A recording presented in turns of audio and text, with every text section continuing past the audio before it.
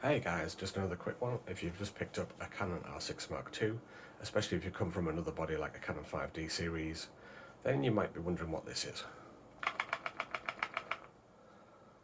Not used to hearing that funny rattle when you've got a new camera. Thinking there's something broken. Well, it's not. It's just the in-body image stabilization system, or IBIS, which, once the camera's turned on, stops doing it. So, once it's off, you get that daft rattling sound. When it's on, nothing. Compared to an old 5D, which is just a house brick. No sound at all.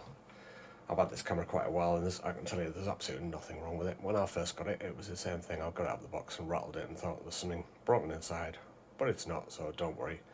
Fantastic little camera, just as good as the 5D series. Lastability-wise so far, so crack on and don't worry about that. Cheers, subscribe and like.